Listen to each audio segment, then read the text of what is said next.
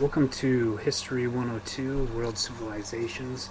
On this first PowerPoint, we are going to discuss a few terms that we're going to be using throughout the semester, such as globalization, modernity, mercantilism, which is basically the baby of capitalism, and just a few other ideas about how people view time and how things changed in the last 500 years when we deal with human relationships and, most importantly, money. This first slide is called Modernity and the Renaissance. This is a fresco painted by Raphael Santi.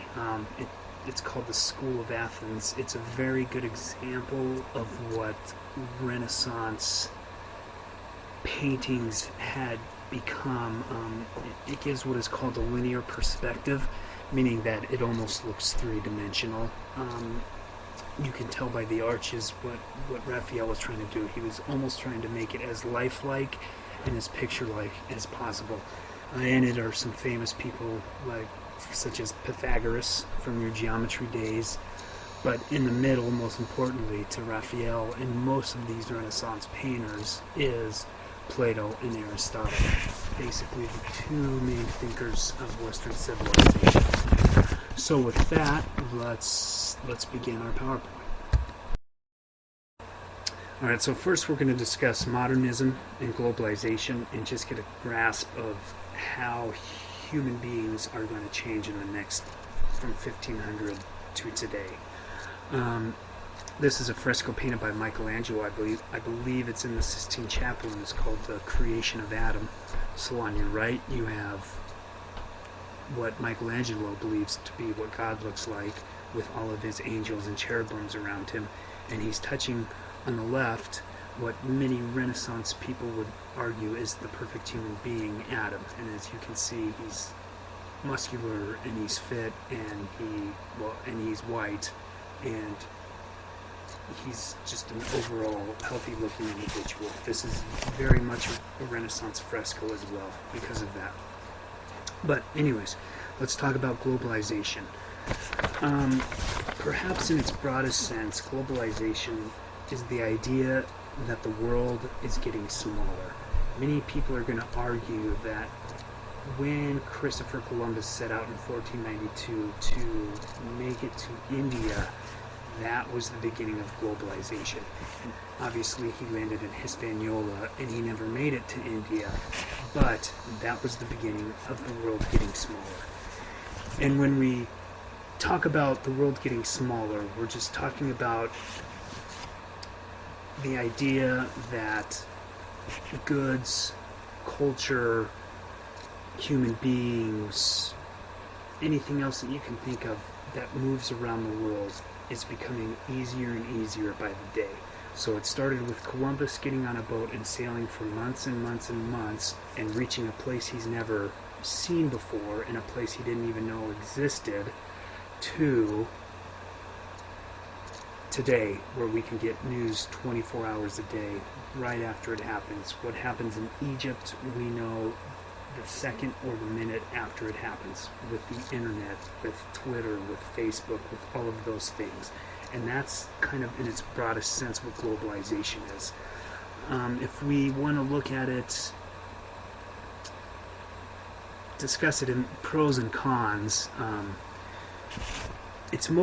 globalization is mostly viewed in economic terms, but for our purposes we're going to discuss it culturally and historically. So out of globalization we'll get terms that you're familiar with, such as outsourcing, choice, lower prices for goods, supply and demand. A really big one is capitalism, terms like that. And basically, if we look at it through the pros and the cons, or what people argue to be the pros and the cons, we have a better grasp of what it is. Some pros about globalization means it spreads wealth throughout the world. For instance, the U.S. giving millions and billions of dollars a year to Africa, to African nations. The European Union doing the same in the Middle East. Things like that. Foreign investment. China is a very good example of globalization today. It's another pro that people argue is that it spreads culture. For instance, we have a graph today of what most cultures are like, especially Western European, but also South American. 500 years ago, you didn't have this mixture of cultures, all of these different peoples living together, so to speak. America is a very good example of globalization. There's human beings from every part of the world living in America today. And how did they get here? Through boats or through airplanes. Those are two more very good examples of globalization. Some other pros is the media. You know what's going on all the time whenever you want to. Choice in the idea that when you go to a supermarket, there's not just one cart of apples there. There's 4 different types of apples, and there's apples year round.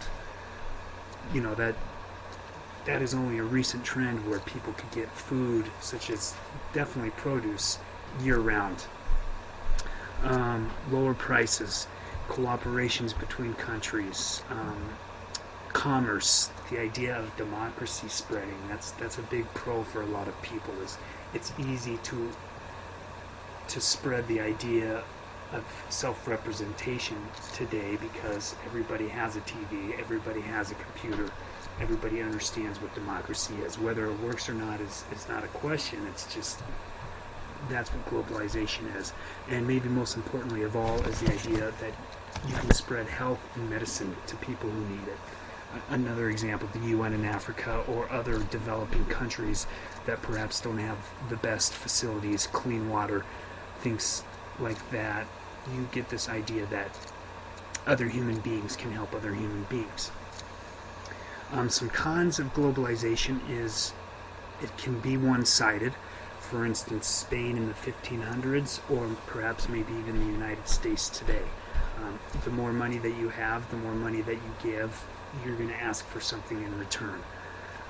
Another con is that you impose your values. A good example of that would be democracy, and the fact that some Western civilizations have tended to go to other civilizations and impose their beliefs on other civilizations. Communism during the Cold War is another good example. They moved through Eastern Europe and through Africa, imposing their values on Africans and Eastern Europeans. A lot of people think that the world is becoming homogenous in the fact that I like to call it, and other people like to call it, McDonaldization. Just the fact that everywhere you can go to Moscow, Russia, and there's a McDonald's. You can go to probably some cities in Africa, and there's going to be a McDonald's. The European Union is another good example, right? You don't need a passport to ride a train through the European Union anymore. They're using the same money. English has become the lingua franca. People speak English more than any other. That's also homogenization. There's also this idea of outsourcing, which you guys are all familiar with. This idea is that multinational corporations, which is another process of globalization, go out and they find the cheapest labor that they can in the cheapest place to make their products, and then they build their companies there. Or instead of building a company in the country that they started. A good example of this, I guess, would be Apple, GM, many other American companies, phone companies. That's a con. There's also this idea of alienation, just the fact that a lot of people today sit in front of their computers and they sit in front of their TVs all day and they become disconnected from society, and this creates tension and anger. And we're going to talk a lot more about alienation. That's a Karl Marx idea. It's going to be about 300 years from where we're starting, but we'll get into alienation a little more. And then lastly, there's this whole idea of a consumer society, which America is very much a consumer society, and the idea that sometimes people just go shopping because they want to shop. That you don't necessarily buy things that you need, but you do get things that you want. And some people say that's a con, some people say that's a pro. But so that's a general idea of what globalization is, and I want us to look through this semester. You'll see how the world just gets smaller and smaller and smaller to the point where you can take a 12-hour trip and you will be on the other side of the world, where 500 years ago, first of all, you wouldn't even think about it, but secondly, you couldn't even make that trip. Most of us would have died. Not to mention most people died by the age of 18 500 years ago. So, real quickly, we're going to talk, this is just a basic outline of what we're going to talk about. The whole idea of modernism is the idea out with tradition. Feudalism is gone. Feudalism, real quickly, is the idea that there's a king, and then underneath him are people, priests, and underneath the clergy are landowners, and underneath the landowners are peasants. And the peasants paid taxes to the landowners, and the landowners paid, all the way up the chain to the king. It's this whole idea that the people at the lowest part of the totem pole, so to speak, are the people who are paying the most taxes. They don't own the land, things like that. But with modernism, this whole idea of feudalism goes out the window. Also with modernism is this idea of rationalization, and we'll discuss rationalization much more today, much more in the future, but it's this idea of getting an idea, looking at it, getting evidence from it, and making rational decisions about it. Some people kind of call this secularization, in the sense that secularization kind of takes God out of the equation, and we'll talk about this a lot more. It doesn't necessarily mean atheistic, it just means that there's a place for the church, and then there's a place for science and math and history and things of that nature, whereas you can't always explain things just because God made it happen. That's what secularization is, and it's based on evidence. Throughout the semester, we're also going to talk about the building of nation states.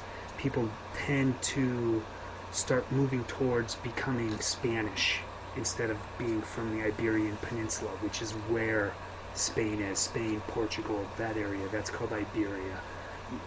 You're going to start seeing people become Spanish. People are going to start becoming French. You're going to start seeing that people are going to decide that they're different from other people, and they're going to create their own entities. And lastly, we're going to see the advent of capitalism.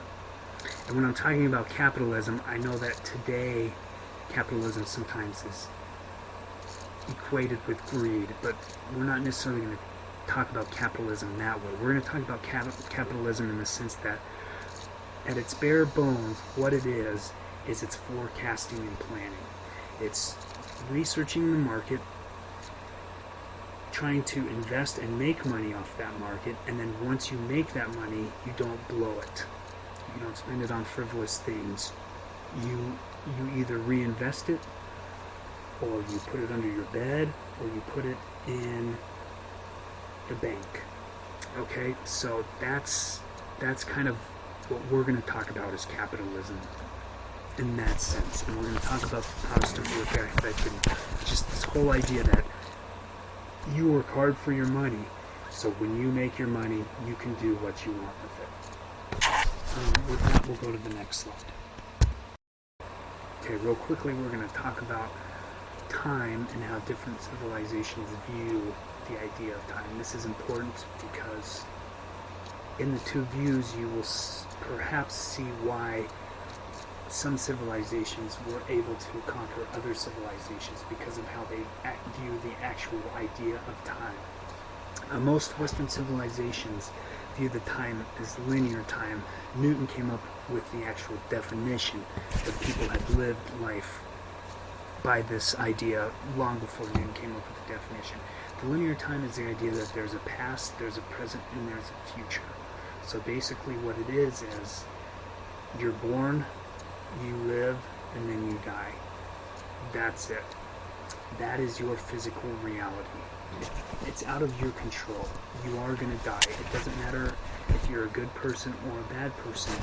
There's a beginning, there's a middle, and there's an end. Shakespeare wrote in, I believe it was Hamlet, we are all just actors in the play, and the play is God, right? So this idea is that you're on the earth for one life. So do what you can to make it as good as possible. Be as productive as you can, whether that means making money, planting crops, building beautiful monasteries, traveling the world, seeing new things, conquering other people, enslaving other people. Whatever it is that you believe is going to be a great thing, you're going to go out and you're going to do it. This is very important because when the Spaniards land in the New World, they met with people who believed in cyclical time, and these are indigenous Americans, people of the Hindu faith in India and in China and other places in Asia also believe in this cyclical time. And what cyclical means is you don't just have one life. Life is a series of circles. You're born, you live, you die, and then you come back. In the Hindu sense, the better life you live, the better thing you come back to. This is called reincarnation. Native Americans also believed in this.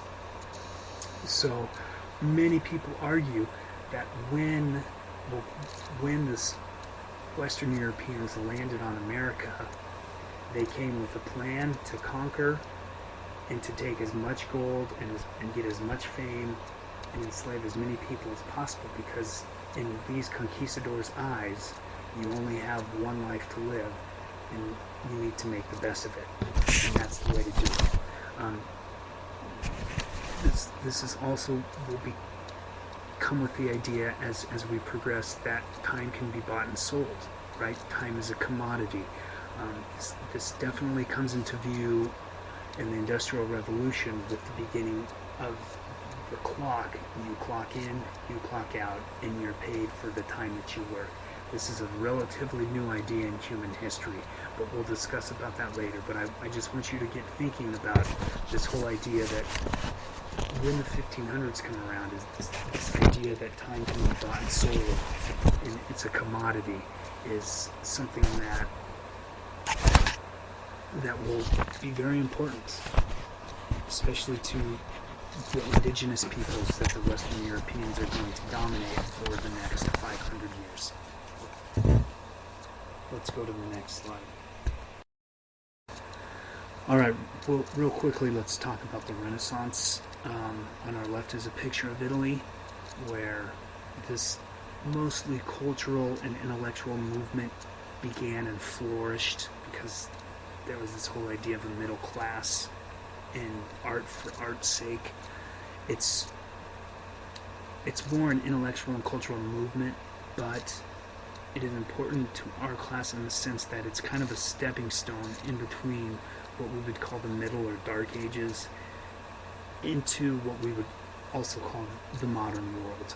So the Renaissance is kind of this bridge between dark and, I guess, light. On our right is a painting by Delodi, and it's called The Adoration of Shepherds. You can see it's another Renaissance idea. There's linear perspective, it's lifelike, it's religious. He's trying to make Jesus, Mary, and Joseph and other shepherds around him look as human as possible, yet at the same time it's religious, and that there's a young girl, maybe an angel, playing some type of mandolin or something like that. Economically, which is most important to our class, is out of the Renaissance, and especially Italy, came this idea of mercantilism. And mercantilism is an economic doctrine in which governments begin to control foreign trade and to ensure the prosperity and security of their state. Adam Smith coined the term. It's called a mercantile system. So to do this, you restrain imports and you encourage exports, and you set high tariffs on goods coming in or high taxes on goods coming in. You monopolize markets, such as the spice markets in East Asia that we'll talk about, gold, human beings, whatever it is.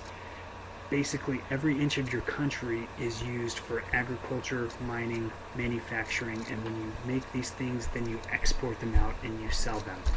This whole idea comes with the fact that you want as much gold and silver and other valuables in your country while you are exporting goods.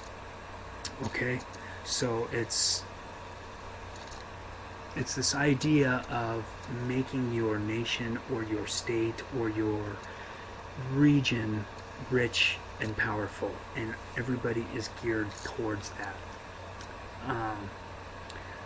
This happened in Italy for a lot of reasons, and we don't need to go into them too deeply, but the main reason is because it's in the middle of the Mediterranean, and it became very rich with people who were trading.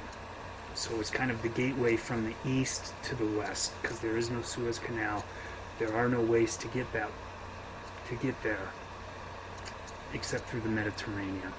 So what happens is we get what is called a middle class, and we'll talk about the middle class more. We don't need to get into it too much, but this whole idea of the middle class is basically the idea that they're not aristocrats, meaning they weren't born wealthy and just ride around on their horses and play swords and go hunting and do things that aristocrats do, but you're not poor either. You're not a person who works with your hands. You're not building ditches. You're not building houses. You're using your mind to make money. And so that is what mercantilism and the middle class is. Gold and silver are important. This is why the Americas are so important to Spain, because they go there and they just take all of the gold and as much gold and silver as they can out of there, as well as human beings.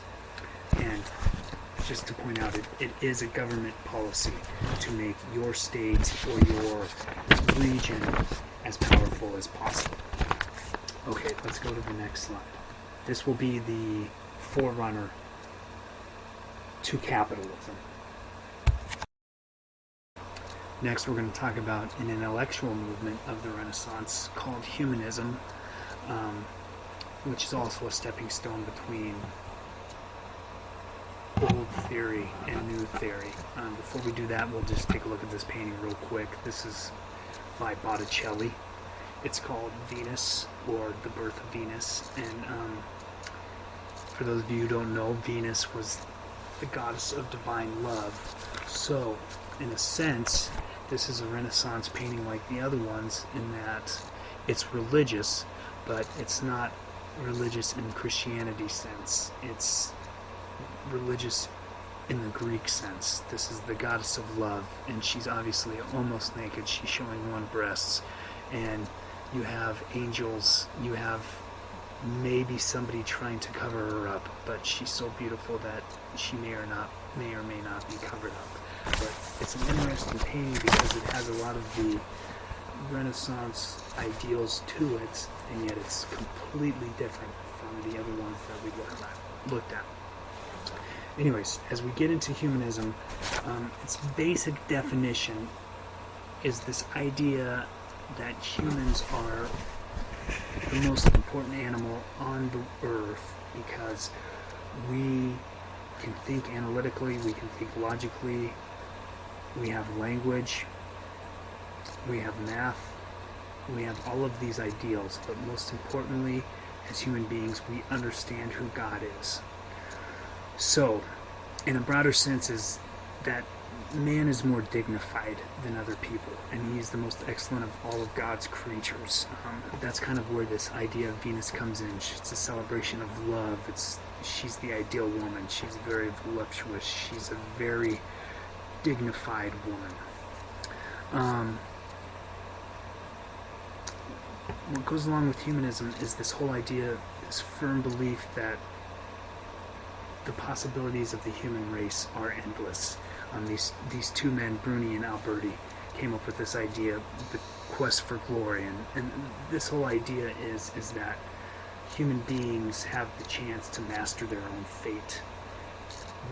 This goes along with the idea of linear time. What they do in this world is up to them. They only have one of them. And we as human beings know this, and we're the only animals who know this, so we need to make it as productive as possible. We're also going to get this idea that started with Greece, but kind of went out of touch for the next 1500 years. And it's this whole idea of the individual, and this whole idea of individuals have ethics that they need to live by, and they need to be contributors to society, and that's this whole idea of humanism. Okay, Bruni and Alberti, when they're talking about quest for glory, what they're talking about is ambition, and what they say is that ambition isn't bad. In fact, it's going to lead you closer to God. He says human beings are equipped for action, they're equipped for usefulness, and they need to be useful to their families and society and for serving the state. And to do that, you need to be ambitious, and you need to have this quest for glory. These are noble impulses that should be encouraged. Okay? And this was a very popular idea around the Renaissance time, so you can kind of see how these conquistadors got it in their head that conquering and ambition and quest for glory is okay. With that comes this idea of that man is potentially the greatest thing that has ever been on this planet, and it is through man that the world is going to be dominated. The man is at the center of the earth, and he is on this planet to master it and conquer it. Okay, so it's kind of a mixing of Christianity, but it's also this mixing of mercantilism and this just whole idea of go out and be as productive as possible. Okay, let's go to the next slide. Okay, as we continue with humanism, just like the Renaissance was this gap between the Middle Ages and the modern world, intellectually and spiritually, humanism was also this bridge between what people call medieval supernaturalism and the modern scientific and critical way of looking at things. When we talk about medieval supernaturalism, what we're talking about is this idea that everything that happens for a reason, and that reason is because God has willed it so. So drought, floods, plagues, anything else that you can think of that happens, babies dying, your wife dying in labor, things of that nature, you had no control over, and really what it is because God wanted it to happen. Maybe you sin too much, or maybe that's just the way it goes, but God willed it. Whereas humanism, you kind of start getting this gap between that and the idea that, oh, well, maybe rain is evaporated water, and maybe the plague was started by rats and transferred that way instead of just because God wanted to.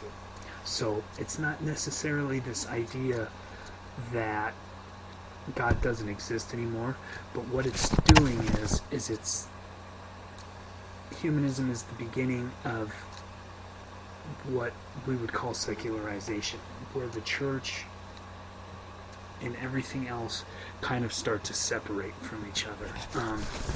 It can also be called this idea of chance versus providence, or fortuna, which is chance.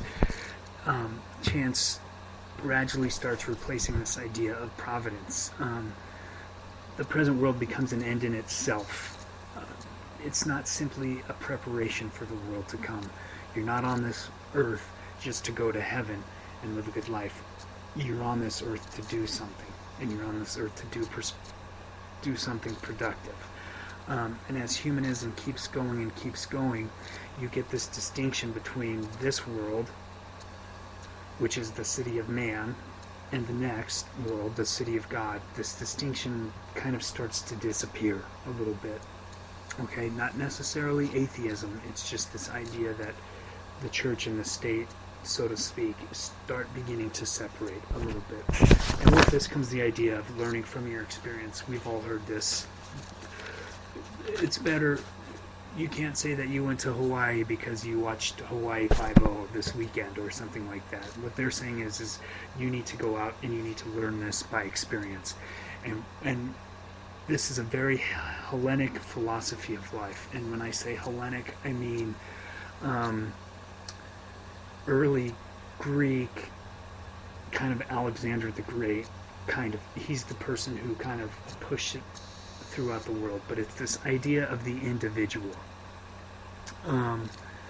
Just this whole idea of living successfully and doing things to better yourself, not just living for, hopefully I get to heaven if God thinks that I did enough, or if I prayed enough, or if I confess for my sins, or things like that.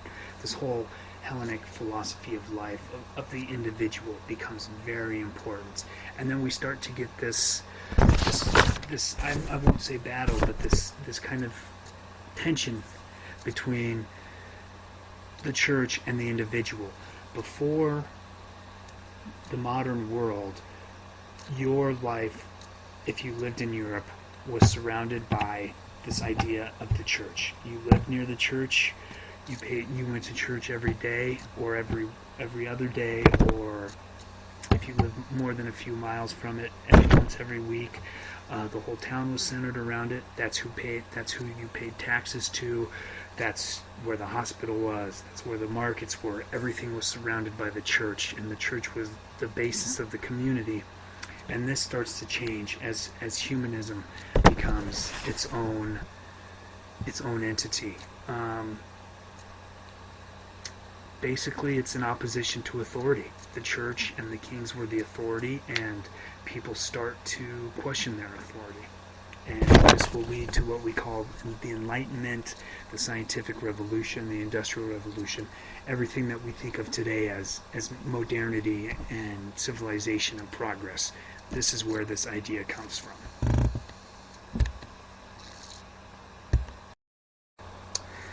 Okay, so let's talk about what we would call Renaissance men, meaning they were painters, architects, musicians, mathematicians, scientists, things of that nature. And the two most famous are obviously Da Vinci and Michelangelo. The picture on the right is Da Vinci's picture of man, which most people argue is the most realistic depiction of a human being. Well, really, it's the first accurate depiction of the human form, which basically means that Da Vinci studied it, he made it accurate, and he wanted to be as close to real life as possible. In his paintings and in his drawings, he would take lots and lots of time painting grass, painting wings, making things as accurate as possible. And this was especially important to him and Michelangelo in the human form. In fact, most of you probably know this, but Da Vinci was very famous or infamous because he would, when somebody died, he would go to the coroner or to the funeral home, and he was well known for stealing corpses, because what he would do is he would steal these corpses and he would cut them open and he would study them, and just to see how humans really functioned. Da Vinci was convinced of this kind of what we would call essential divinity in all things. Everything was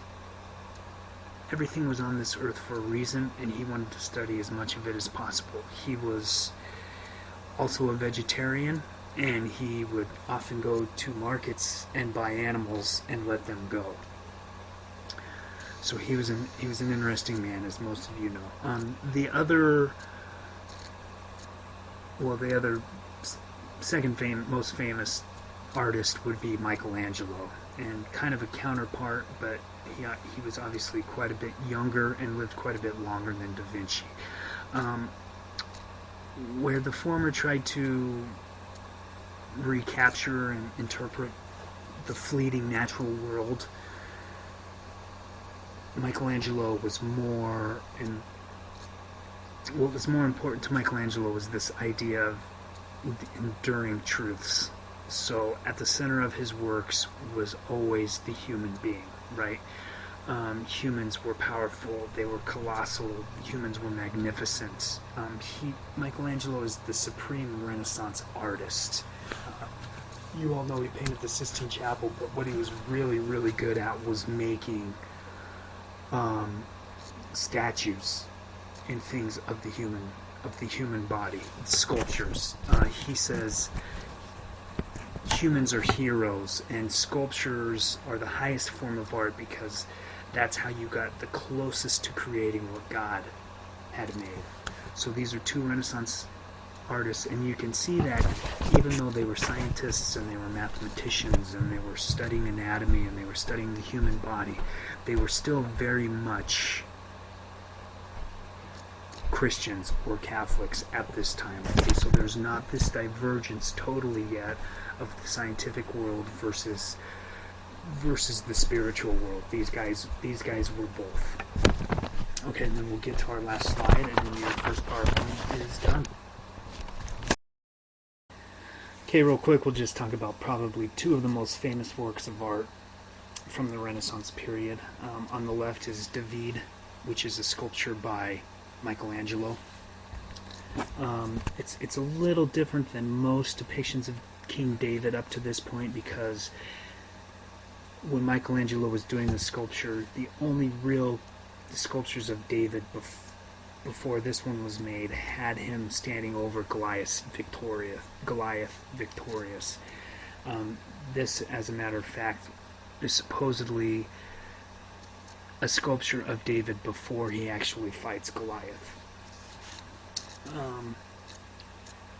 As any other Renaissance sculptor made, it's the form of a male nude, which to Renaissance sculptors is the most heroic of human beings, is the nude male.